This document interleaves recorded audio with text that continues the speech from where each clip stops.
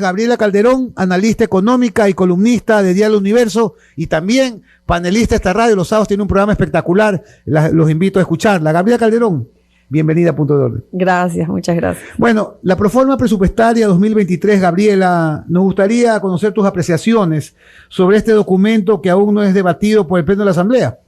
Sí, bueno, yo lo que digo es que es una propuesta, una proforma bien tradicional, de la manera que se subestiman los egresos y se sobreestiman los ingresos. Es demasiado optimista acerca de los ingresos y eso es una receta para vivir con un déficit perenne. Y la prueba de esto es que el riesgo país no cede, porque el riesgo país realmente mide la capacidad de pago del Estado ecuatoriano de un Estado de honrar sus obligaciones, más que el riesgo, como suena el nombre, riesgo país. O sea, no, porque hay empresas que dentro del mismo país pueden tener una mejor calificación crediticia, pero el riesgo país mide la capacidad, el riesgo de que ese Estado de ese país no pueda honrar sus obligaciones, y eso no ha cedido porque las finanzas públicas continúan en territorio de terapia intensiva.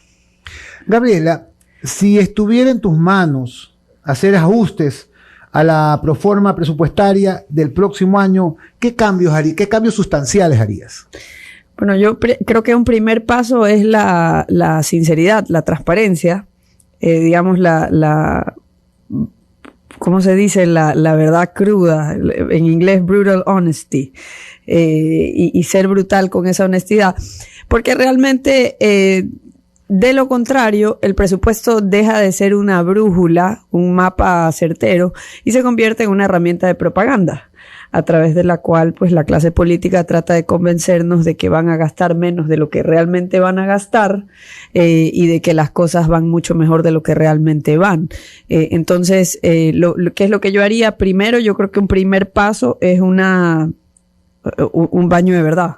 Y parte de eso empieza por reconocer obligaciones implícitas, como por ejemplo la bomba de tiempo fiscal que es la seguridad social, porque hay un subsidio estatal de 40% al año de las pensiones, lo cual es un privilegio. A mí me parece que es una injusticia porque es un subsidio a esa minoría privilegiada de trabajadores ecuatorianos que están afiliados a tiempo completo. ¿Por qué digo que es minoría? Porque más de la mitad de la fuerza laboral económicamente activa, de la población económicamente activa, se encuentra en el subempleo. Entonces, no está afiliada. Entonces, un primer paso es la sinceridad. Por ejemplo, reconocer, hay gastos de corrientes que están clasificados como gastos de inversión. Eso habría que sincerar esa clasificación. Yo reincorporaría la cuenta de importación de derivados. Esto es lo que nos cuestan los subsidios a los combustibles, que no es un gasto menor, reincorporarlos a la cuenta del presupuesto. También no incluir como ingresos cosas que no se han dado. En el presupuesto está registrado como ingresos monetización de activos del Estado y no se sabe en qué, o sea, hay mucha incertidumbre acerca de los procesos de venta de esos activos estatales. Entonces, imagínense una empresa que como parte de su presupuesto pone grandes ventas que tiene esperado hacer, pero que no hay ninguna certeza de que se van a materializar esas ventas. De hecho, luce muy poco probable. En el 2023, de que vaya a ocurrir en el 2023. Y claro, y esto es una práctica muy conocida, ya se venía haciendo en la administración de Lenín Moreno, no recuerdo si también lo hacía la administración de Rafael Correa, pero seguramente en 10 años de administración probablemente lo han de haber hecho. Pero lo que se trata de hacer, y hay varios motivos, ¿no? Una es el mensaje político de que estamos poniendo la casa en orden, porque esa es el eslogan, uno de los eslóganes del gobierno. Por otro lado, acomodar las cifras, poner la foto bonita para decir que están cumpliendo con los acuerdos con lo que se ha acordado con el FMI, de tal manera que puedan seguir fluyendo desembolsos de ese organismo multilateral y otros. Entonces, ¿qué es lo que yo haría? Pues yo creo que primero hay que decir la verdad. Jaime Carrera dice que incluso está mal puesta la cifra que se gasta en bonos de desarrollo humano, que es como 300 millones adicionales de lo que está en la proforma.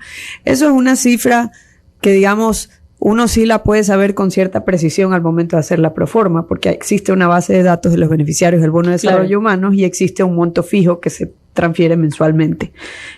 ¿Por qué ni siquiera esa cifra está en lo correcto. Y esto en base a cifras oficiales de cuántas personas están en la base de datos y cuál es el monto que se paga mensualmente. Entonces, creo que primer paso, sinceridad. Segundo paso, empezar a cuestionar aquellos gastos que realmente no proceden.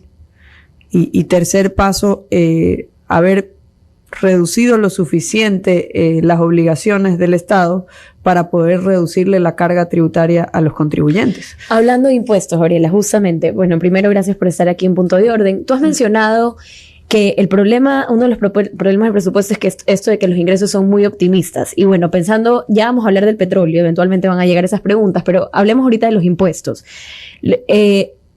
Tú has dicho que son optimistas, pero la verdad es que este año hemos batido récord en recaudación. Mejor dicho, eso no quiere decir que es porque hemos evadido menos, sino porque han incrementado los impuestos. Entonces, el próximo año tal vez se está esperando ese incremento en la recaudación. Entonces, ¿son optimistas o no esos ingresos? A ver, lo que sucede es que hubo una amnistía tributaria, que no es nada nuevo ni novedoso tampoco, porque ya en la época de Correa también las hubo algunas veces. Y la amnistía tributaria es algo que puede, digamos, momentáneamente incrementar la recaudación, pero no es un cambio estructural al sistema tributario, no es algo que amplía de manera permanente la base de contribuyentes. El verdadero problema del sistema tributario del país es que pocos pagan casi todo lo recaudado, entonces la mayoría de la gente paga indirectamente o soporta indirectamente la carga del Estado y sienten que reciben servicios públicos a cambio de nada, y a caballo regalado no se le mira el diente, entonces no exigen una rendición de cuentas. Los que pagan no son los que reciben los servicios públicos, porque pueden pagárselos por digamos, para contratarlos en el sector privado, donde suelen ser de calidad superior, y por eso el que puede pagar elige esos. Eso es como que, digamos, a grandes rasgos el problema político del sistema tributario. Entonces, lo que realmente, si uno quiere hacer una verdadera reforma tributaria en el país, uno tiene que hacer cosas que incentiven que más personas se quieran formalizar. Y por formalizar van a pasar a tener cobertura de seguridad social y a contribuir. Claro, empezar a pagar impuestos. Empezar a pagar impuestos directamente a título personal, con nombre y apellido. No indirectamente. ¿A qué me refiero con indirectamente? Que así usted no haga una declaración tributaria, la empresa que le vende los productos de alguna manera le traslada el costo que soporta por cualquier aumento de impuestos que esté pagando. Digamos, uno termina pagando siempre. Y hay otros como el IVA, pues que lo pagamos casi todos.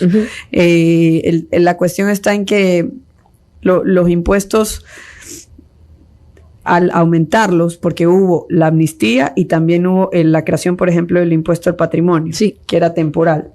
Lo que sucede con eso también es que se genera el incentivo en el sector formal de un mayor nivel de evasión, que es lo contrario a lo que se buscaba, pues. O sea, realmente, y ahora la principal autoridad tributaria, Francisco Briones, sale en todos los medios diciendo que van a tener un mayor control a través de la facturación digital. Entonces, ¿qué es lo que están haciendo realmente con esta campaña ambiciosa? Yo lo que creo es que se va a disparar el uso de efectivo en este país. Realmente sí saben que te están vigilando, que el gran hermano te está vigilando todas las transacciones para ver si tu estilo de vida, y hablan de una mayor transparencia acerca de lo que tú estás haciendo en tu diario vivir y ver si lo que tú haces cuadra con tu estilo de vida. Esto mientras al mismo tiempo el ministro de Finanzas presenta una proforma de presupuesto que no es transparente. Entonces, realmente, ¿qué tipo de sociedad es esta? ¿Donde los que gobiernan vigilan a los gobernados, o donde los gobernados vigilan a los que gobiernan? Porque yo recuerdo cuando ellos no estaban en gobierno que hablábamos del mismo lado, de que realmente una sociedad libre es donde las personas vigilan a los que gobiernan y cuestionan y exigen transparencia de los gobernantes, ¿no? Entonces realmente no tenemos una estructura tributaria que incentive que la gente se formalice, porque los costos de la formalidad son excesivamente altos para el nivel de productividad en nuestra economía. Ese es el problema de fondo, y no estamos haciendo las reformas para que eso cambie. Ok, habiendo ya, digamos, agotado el tema, bueno, yo sé que hay mucho que hablar, pero el tema impuestos, ahora hablemos de los ingresos en el presupuesto, ahora del petróleo. Entonces, ¿cómo crees que lo hemos puesto? ¿De una forma conservadora, también optimista, el precio del petróleo en el 2023? Y también cuéntanos un poco esto de que no necesariamente que el precio esté alto el próximo año son buenas noticias para Ecuador. Sí, bueno, hasta este año que está terminando, el gasto en los subsidios de los combustibles es parte del presupuesto general del Estado. Entonces, la noticia de que los precios de los combustibles están por los cielos es de doble filo para el Ecuador, porque por un lado la renta petrolera nacional aumenta, pero por otro lado se aumenta también el gasto en subsidios. Así es. Entonces, un supuesto de un barril de petróleo bajo puede ser interpretado como conservador en un país que no gasta en subsidio a los combustibles, pero aquí sí gastamos en subsidio a los combustibles, por lo tanto, al ponerlo más bajo, lo que estás es, digamos, reduciendo esa cifra. Aunque eso creo que no aplica a esta proforma, porque este año le han puesto todo lo que es el gasto en subsidio a los combustibles en Petroecuador, no es parte del presupuesto general del Estado, porque dicen que eso es una cuestión de Petroecuador. Bueno, pero resulta que Petroecuador es propiedad estatal. Al igual que las otras empresas estatales, pues si generan pérdidas o ganancias, eso va a las arcas públicas. Lo interesante acerca de la renta petrolera nacional, supuestamente en el Ecuador el petróleo es de todos. Entonces uno dice, bueno, toda la ganancia generada por el petróleo debe ir al presupuesto general del Estado que nos beneficia a todos. Toda la utilidad. Toda la utilidad. Ajá. Pero solamente va un 15% al presupuesto general del Estado. Y entonces, ¿a dónde se va el resto? Bueno, 36% se va exclusivamente a Petroecuador, que es la empresa, probablemente todavía, si no me equivoco, la empresa más grande del país, que no presenta balances. Y entonces uno no tiene cómo evaluar si está haciendo una gestión eficiente de esos cuantiosos recursos. Si la realidad fuera distinta, hubiese una verdadera reforma del sector petrolero, quizás hubiera, para empezar, más transparencia y quizás más competencia y participación del sector privado para que hubiera más eficiencia en el uso de esos recursos, en la explotación de esos recursos, ¿no? Entonces, Gabriela, volvemos al tema de la transparencia, del baño de verdad que se necesita. Y yo siempre digo que sí, es una pregunta al aire.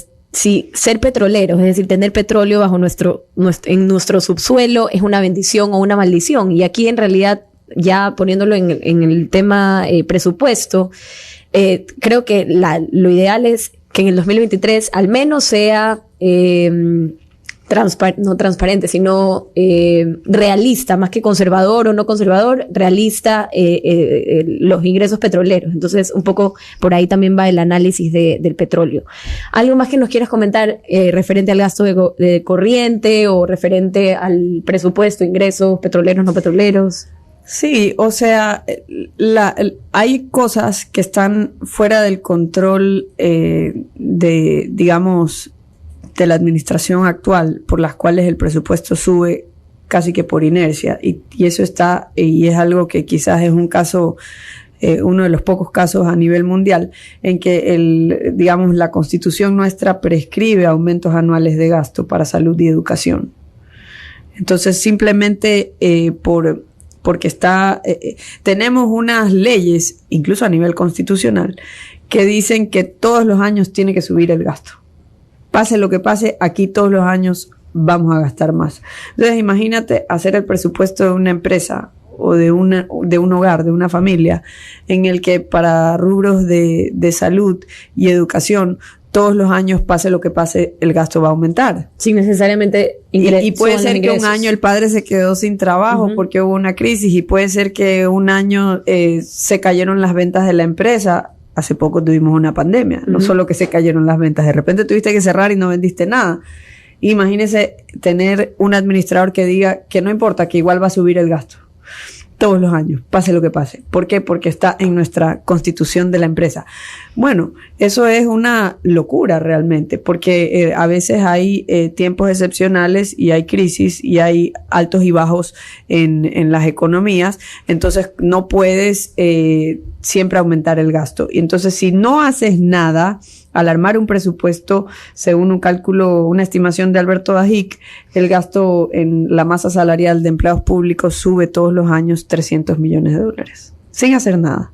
Ahora, en este presupuesto, en esta proforma, sube la masa salarial de empleados del sector público, sube en más de 700 millones. O sea que sí han hecho algo de esfuerzo para subirlo por encima de lo que sube por inercia.